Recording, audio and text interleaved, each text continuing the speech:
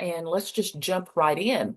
One of the things we sure and do whenever we are coming up with and thinking about activities is to keep in mind that sometimes, because what people will say often is, oh, my dad never liked to dance.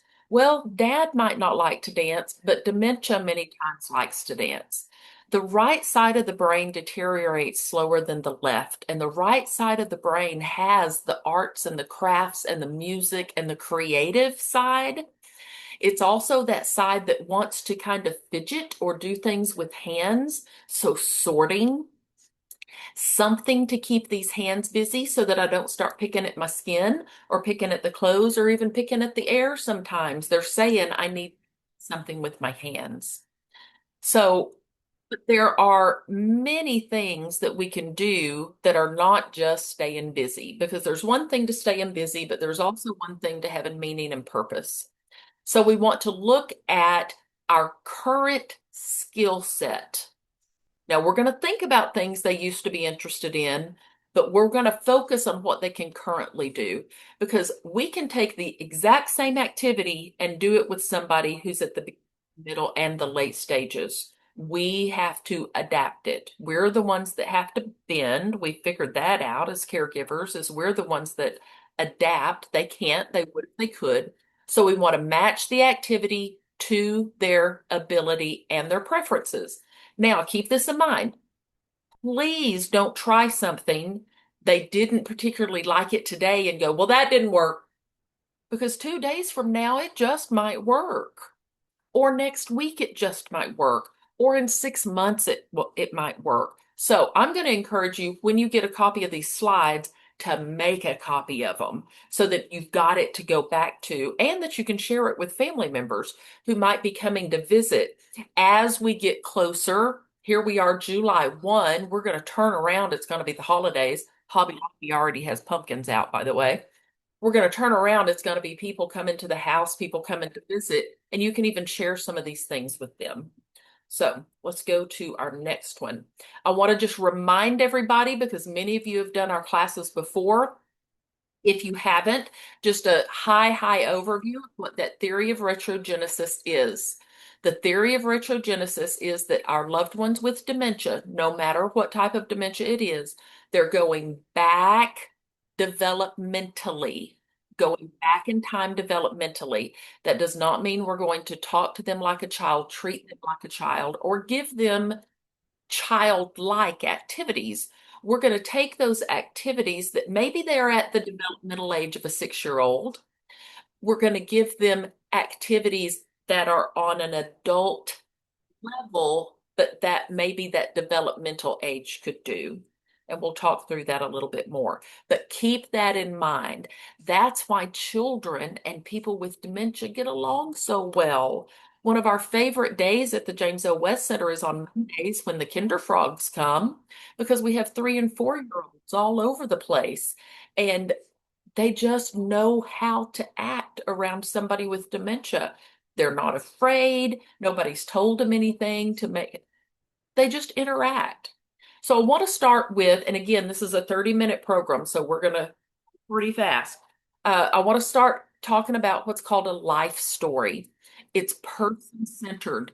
It's part of life enrichment where we're using their story to plan.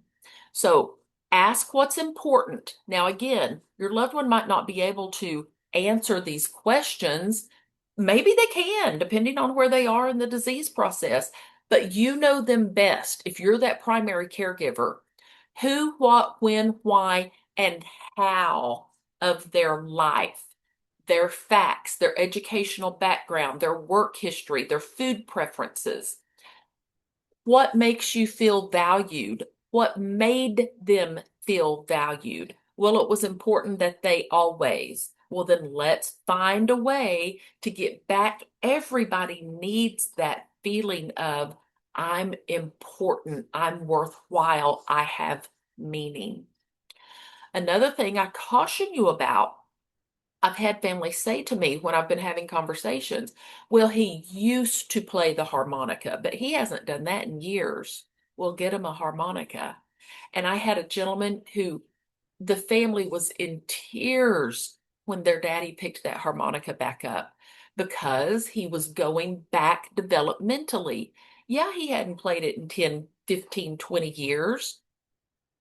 He was back at a time developmentally where he played that harmonica and he could play it and he did play it and it was beautiful.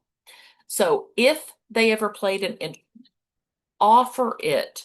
And again, it might not be just asking them, do you want a harmonica? No. No's one of the first 5 words we learn, and it's one of the last 5 words that stays. I found this harmonica. Would you show me how to play? And we make it about us instead of about them. Another thing to keep in mind, this is called trauma-informed person-centered care. If there has been trauma in their life, thinking about what might trigger it, and we don't want to go there. Sometimes even music, which is one of the best things we can use with a person with dementia, can trigger trauma. So just keep those in mind. Thinking about relationships that they've had in their past, their key life events, and then their recreational activities and hobbies that they enjoy. One of the ways that you can create a life story is by creating a memory box. There's different ways to do memory boxes. Some people will create memory boxes and they will actually have themes where they've got a memory box that is all about cooking. And some people do it in a shoebox like you see here, or those, they're kind of Rubbermaid boxes, like a shoebox, but it's hard plastic. I've got a whole one that's on baseball. I've got one that's on cooking. I've got one that's on gardening. In Fort Worth, we actually have a bunch of them in our libraries that we created. The junior league has them stocked, and you can actually check them out in libraries here. And you can put consumable materials in there. We've got a whole box on holidays. You can do audio recordings, you can do video recordings where you say, tell me your story. Now, again, where's your loved one in the disease process? And you don't make it about them, you make it about you. I did this with my granddad. I want to capture your story so that nobody ever forgets the wonderful stories that you've told us. He used to ride a horse to school whenever he was growing up in Western Oklahoma in the 1930s. So I've got these wonderful stories that he told me, but I made it about me and the other grandkids. So allow them to tell their story. This is called reminiscence therapy. Now, if you're making memory boxes, I encourage you, don't use original photographs. Go make copies of those photographs just in case they go missing, somebody tears them up, they write on them. I even had somebody one time decide to wash the pictures because of the color of them. He thought they were dirty, so he put them in the sink to wash them. So make copies of the photos if you're putting photos in. In the earliest stages, let's look at some of the things. If your loved one is able to travel and that is something that they like to do, take trips, do day trips, go to the zoo, go out and hike, do any of the things that you want to do because travel is one of those that eventually we're not going to be able to do. Sorting, games, hobbies, reminiscing, these earliest stages of dementia we call normalization. So we want to keep it as normal as possible, but we accommodate the changes. And some of those changes might be that immediate recall loss. So if we're playing cards or we're playing checkers or we're playing something where we need that immediate recall, it might not be there. We can still play. In fact, we're going to talk about we can play cards and checkers and dominoes well into the disease, but it might not look like traditional cards and checkers and dominoes. It might become putting the cards on top of each other. For Father's Day, we had a poker day at the West Center, and we had cards that are like 5x7. You can get decks of cards that are big, so they're much easier to hold as fine motor skills change. I've seen them at Dollar General before, where you get cards that are bigger. And some people were just playing red on red, black on black, matching numbers, but we were still playing cards and using poker chips and putting them out there. Who cares if it was how you're supposed to play? Because that wasn't the point. The point was the connection. So I encourage you to not ever say, well, they can't play anymore. We can play Scrabble. Maybe we're just doing all the A's. Let's just look for all the A's, all of the letters that are in my name. It's the connection that we're finding. Earlier in the disease, also, they may have some word finding issues, short attention span. And keep in mind that a person with dementia is going to have good days and bad days, just like we have good days and bad days. In the earliest stages, those long ago memories and those emotional memories are preserved. So they're still going to be there. They can still understand your facial expressions, your tone, and your gestures. That's going to be all the way through the disease process. So keep that in mind. If they see you getting aggravated or frustrated or put out, they're going to pick up on that. And they may have a challenging expression as their way of saying, you're bothering me with your facial expressions. They can still recognize errors and they might get frustrated. Their social skills are probably still intact. Some things we want to do before we start an activity, get out all of your supplies ahead of time. The last thing we want to do is have to go, oh, wait, I forgot something. We get up and leave and we don't get them back. Draw on that procedural memory. If it is an activity that they've done forever, even something like folding clothes, that's the kind of stuff we want to keep doing. How many of us can sit and fold clothes while we're watching TV and we're talking on the phone? Because it's procedural memory, it's muscle memory. So again, you think back to what is it they have always done, played the piano, even worked with their tools. I'm not going to go in there and take away somebody's tools because they have dementia. I'm going to make sure it's safe. But I've had people have great, great luck with that sorting. Let's get all these nuts and bolts and screws and nails and let's sort them all out. Avoiding those open-ended questions, making sure and giving choices and don't interrupt them. Again, the earliest stages, normalization and maximize their independence. I want to point out this app. This is for everybody. It's the last bullet point, and you are getting copies of these, so you don't have to be trying to write everything down. My House of Memories app. It's an app. I've got it on my phone. It's wonderful. They have come so far with it. It's called My House of Memories. It's free. You can even download your own pictures on there so you can make a memory box for them on an app. Now, using it on a phone, that's a little bit small screen. So I always encourage using it on an iPad or even on a computer screen. But you can go in and put, you can pick a decade. So if they were a child in the 1950s, it'll pull up a picture of a 1950s kitchen. It'll pull up 1950s toys. It'll pull up singers and actresses from the 1950s. It is a great reminiscence tool. It's fun to look at. You'll enjoy it yourself. My House of Memories app, free app. I encourage everybody to go on there and use it for reminiscence therapy. Some more ideas of those early activities, anything to do with art, music, cooking, setting the table, making centerpieces. It doesn't have to be perfect. And if your thought is, well, they can't cook. When I used to be the director of the day program, I would have a circle of people. We'd all be putting in ingredients in our own bowls. My bowl was the one going in the oven. Theirs wasn't. So if they put in 6 cups of sugar, it was going in the trash. Mine was going in the oven. But they got to be part of it. They could smell it, they could taste it, they could see it. They were part of the camaraderie of it. It contributes to their sense of worth. More ideas of early activities. And again, we're going through this fast because this is a bite-sized program. This is a 30-minute program. Coffee table books. Those are basically adult photo books, aren't they? I love them. They are so good. And if you can find some half-price books, Barnes and Noble, garage sales, where you don't pay a lot of money for them in case somebody wants to cut them up, because those are fun to cut up. Things from their past, airplanes, horses, dogs, babies, cats, places that they've traveled to before. Coffee table books are amazing. Gardening, digging in the dirt. There's more on memory boxes or rummage boxes.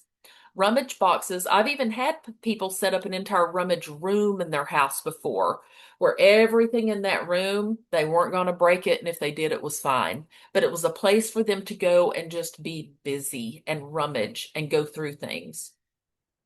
Physical activity is important. It continues to push oxygenated blood to the brain.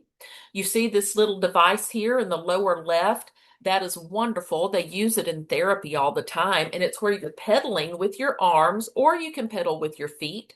But it's a great thing that we can do during a commercial, or we can do it for 2 minutes at a time. Rolling coins, that's something else. It's something we need to do. I need your help with it. Can you help me with this? We're not making it about them, we're making it about us. All right, let's move to the middle stages. The middle stages are called the supportive stages of the disease. It's the longest part of the disease. Supportive means they're probably needing help with everything, needing help with everything. They can still do a lot, but they're needing help.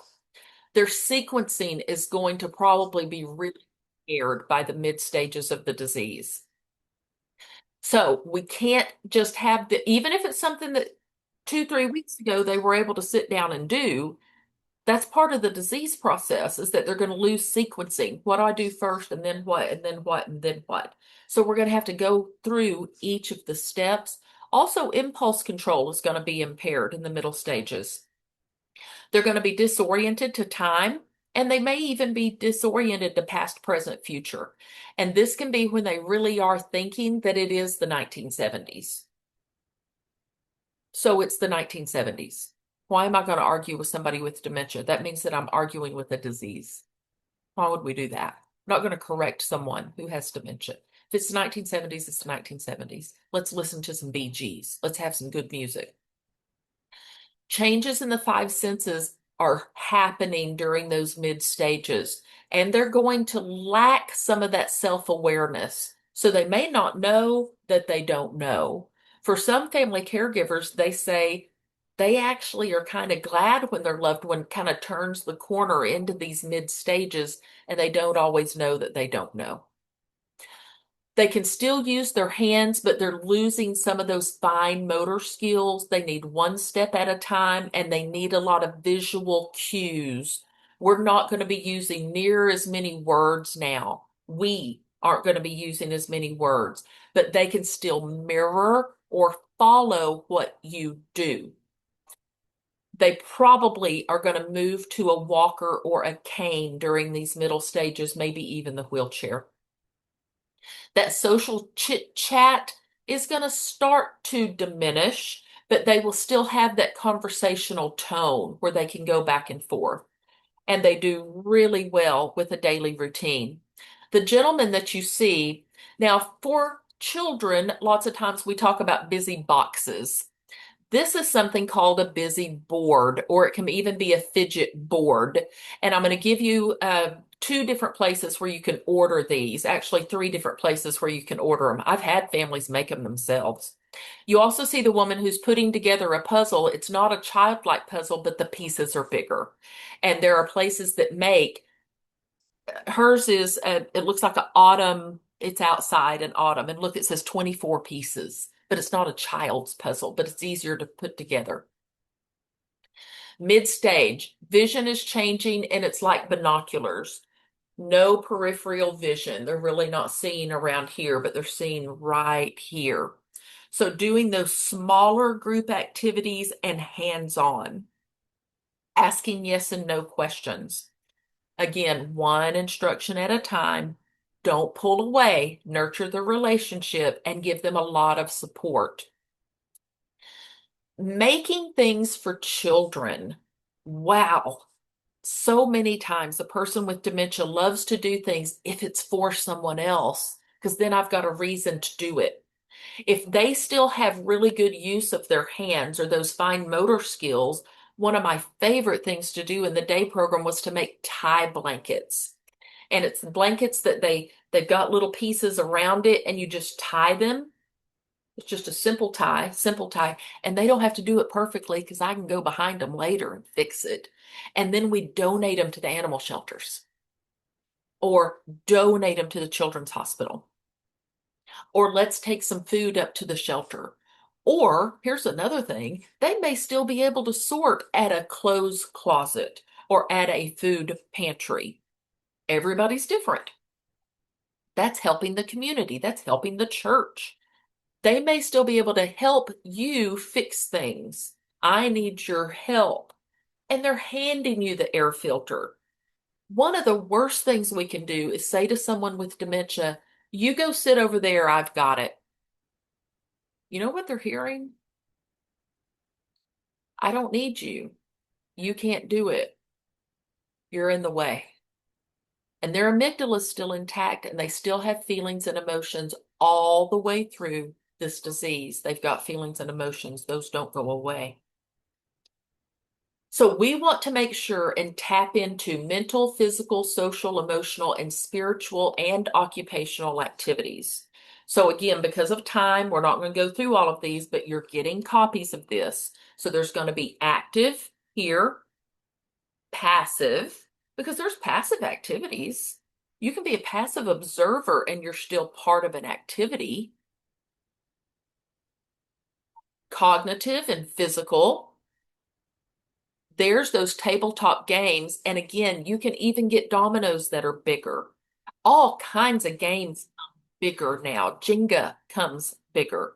Jenga also has one that's made out of cardboard instead of wooden blocks, so it doesn't make the big noise when it falls. You're familiar with Jenga. Wordplay. So one of my favorite things to do is to get, they make the great big Post-it notes that you can put on the wall. Let's start naming, and I'll set a timer for 2 minutes. As many words as we can think of that start with a B, go. And we're just yelling out words, yelling out words. It's fun. It's interesting, the kind of things. They'll get very competitive as well. Still staying part of a church service, reading the Bible, holding that Bible while I read it. Maybe we're going to take turns reading it, especially if I know they've memorized some of the Psalms. So we're going to read that. And what they're doing is they're recalling it because it's part of who they are. Stroking or holding an animal. Again, any type of massage, especially hands, listening to birds, aromatherapy, rocking in a rocking chair. We're starting to slow down a little bit here and don't put a time limit on it. They may be perfectly content sitting rocking in a rocking chair out on a porch looking at the birds because they don't have time. Time goes away. We're the ones going, well, they've been doing the same thing for 20 minutes. Right, let them do it. They're fine. Restorative is those ADLs, those activities of daily living, allowing them to still help and do as much for themselves as they can. Now, again, they're not necessarily going to be understanding the words that we say to them, but we can show we're putting on our jacket, we're washing, brushing our teeth, and they can copy or mirror what we're doing. This is also a time when a lot of folks will do rounds through OT, occupational therapy, and occupational therapists can tap back into muscle memory. Singing, sometimes even after a person has lost their words, as far as being able to have conversation, they can still sing because it's on a different side of the brain. Now, I want you to notice this that is down here on the bottom. And being able to, this is one, I've had people make their own where they can point to, I want, or the bathroom, or food, or something along those lines. But they even make those for people with dementia. I've seen those. In fact, I saw one on Etsy where somebody had made one that had bathroom, light, drink, food, those type things. Late stages. This is the severe, this is the end stages. This is what we call sensory stages. There's not going to be a lot of words left. There's still joy to be had, and we're going to tap into those senses that are there. So rhythm is the most important thing. Something that's rhythmic, whether it's beating on a drum, holding a maraca, rocking back and forth, doing something rhythmic. Now, I want to tap in here and just do some education. Where's that coming from? Theory of retrogenesis, going back in time, developmental age.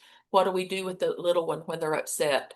Rhythmic. We rock, we pat, we hum, we sing. We're going all, and I was even studying in my grief work this past week that said it starts in the womb because what's that baby listening to all day? The heartbeat of the mama. So the rhythm, the rhythmic part of the brain actually starts in the womb. And as the disease progresses, they need more and more of that rhythmic type activity. Don't pull away during this time. This is when we need to be getting closer. They will still mirror your actions, but we've got to go really slow. Still using things that have to do with the senses. Now, we've got 4 minutes, but I want to show you this 1 minute video of a Snoezelen room. Some people call it other, but it's using light, sound, sense, and music. Well, Snoezelen is about, it is a relaxation program. That's certainly a huge benefit of it. So somebody that perhaps is agitated or overstimulated, it's something that they can go in, they can look at the bubble tube, the different colors. For others, it can be very stimulating that people want to come in and they're really exploring the environment. And that's actually what Snoezelen means. It means to relax and to explore. That's what that word means. When people come into a hospital, as much as we try to give them, and we try to give them as much as we can because we care for them, but they lose so much. They lose the ability to have that independence. They might have lost their house and their car, and there's so many things that they no longer have control of. So when we get them in this program, it's really about them having control. I think definitely they do like the big bubble tube. It's just kind of interesting. And when they see this big, huge cart coming and we plug it in, it's quite exciting for them, and they're able to change the colors, which is kind of neat. They also like the fiber optic cables, and they change color as well, and they can touch them and feel them and divide them. Sometimes they braid them, so they can do all sorts of things with that. It doesn't matter where a person is cognitively. I think that everybody has potential, especially that potential to enjoy life. So we have a room like this at the West Center. Ours is called a Namaste room, and it's actually been studied. There's research on having a Namaste room and a Snoezelen room.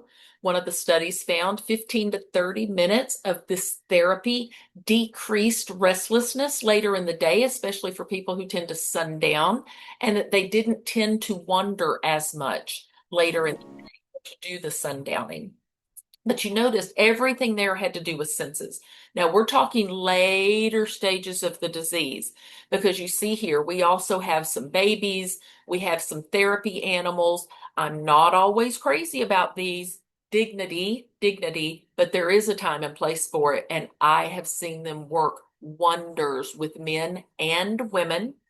I got a gentleman that just this year we had a donated one of these pets that are made for people with dementia. These are not fur real pets that you get at Walmart. These are actual pets that are made for people with dementia.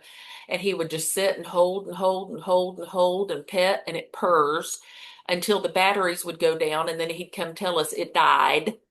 And then we'd put more batteries in it, and it was back alive again. But he loved that cat. Also, with the babies, we want to use babies that are not just the $4 something from the dollar store, but they're made for people with dementia. And I'm going to give you a place to find those. Here's some more things to do with people in the later stages. And again, we're right at time, so I'm going to get up here because I want to be able to give you the resources. So this is an idea of we're doing mealtime. Early stages, we can do most everything. Mid stages, we're putting in the ingredients, we're stirring, that type thing. Late stages, we might still be able to pour, and then we can taste and we can smell, but we're doing the same activity. Here's my resources right here. So SNS Worldwide, if you go to SNS Worldwide, they've got so many things for people with dementia. In their search bar, put in dementia. It'll put up these, and then go to Amazon. Lots of times they're cheaper. And then allsstore.com, the Alzheimer's store. Stuff on there that you wouldn't believe. And again, you can shop around for prices. You are getting copies of these slides. We are right at time. And I know that was fast. That's the point of doing these, is that they're fast. You'll also get a copy of the recording, and within the next 48 hours, this recording will be on our YouTube page. If you're not familiar with our YouTube page, you go to YouTube, go to James L. West Center for Dementia Care, and we've got hundreds of videos. Thanks for being here today. See you later. Bye-bye.